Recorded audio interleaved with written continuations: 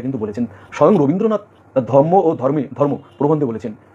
এবং আমরা দেখি আরও ঐতিহাসিক মানে সাহিত্যিকদের কথা যদি আমরা বলি, একাধিক সাহিত্যিক, শিবরাম চক্রবর্তী তার যদি সেই বিখ্যাত প্রবন্ধ ধর্মের তীর, এই প্রবন্ধটা দেখি, তিনি পরিষ্কার করে উল্লেখ করেছেন।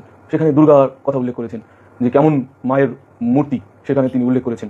তো এই জায়গাগুলো যেটা বেরিয়ে এসছে, তার মূল কথা হচ্ছে যে এইরকম রূপ মায়ের হতে পারে না। রবীন্দ্রনাথ ঠাকুর ধর্ম ও ধর্ম প্রবন্ধে যেমন বলেছেন যে কোথা কোথা কোথা হইতে ধর্মের নাম লইয়া নারীকে অপমান করা হইয়াছে, মাতৃরূপকে অসম্মান করা হইয়াছে, ইহা আর যাহাই হোক ধর্ম হইতে পারে না।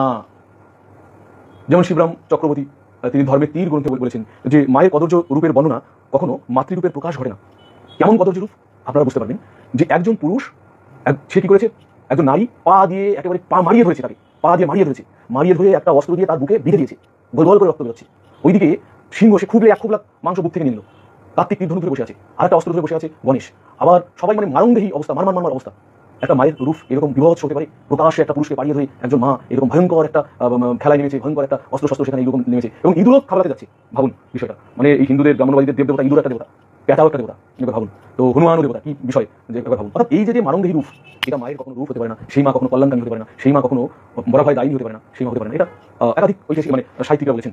আবার দেখুন সেই মায়ের আরেকটু কালী, কি বিভৎস কালী রূপ, মা দিগম্বরা, মানে কোনো বস্ত্র থাকবে না, বিবস্ত্র করে মাকে পুজো করতে হবে। ধর্মের বিধান, কোনো বস্ত্র পরে কালী পুজো হয় না, সেটা পাপ। বিবস্ত্র করে মাকে পুজো করতে হবে, প্রকাশ্য লোকে বিবস্ত্র করে পূজা করতে হবে। জীব বেরিয়ে হয়েছে একদম লকলক করছে জীব, গলায় নরমুণ্ড ধারণ, মাথা কেটে কেটে নরমুণ্ড দিয়ে একটা মালা করেছে, মুন্ড থেকে টপ করে রক্ত পড়ছে।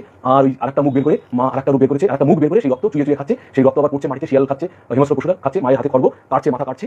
কি বিভৎস একটা চোখ উল্টিয়ে রয়েছে, পুরুষকে মারিয়ে রয়েছে, কি বিভৎস।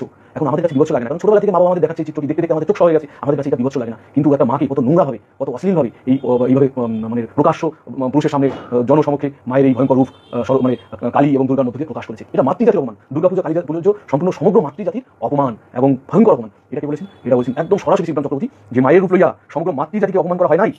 এই মায়ের রূপ সামনে নিয়ে সমগ্র মাতৃজাতিকে অপমান করা হয় নাই। ধর্ম এখানে বড় হইয়া উঠিয়াছে, মানবতা দূরে চলে গিয়েছে। এখানে মানবতা নেই, মানবতা দূরে চলে গেছে। ধর্মের তীর এই গ্রন্থে শিবরাম চক্রবর্তী প্রবন্ধে বলেছেন।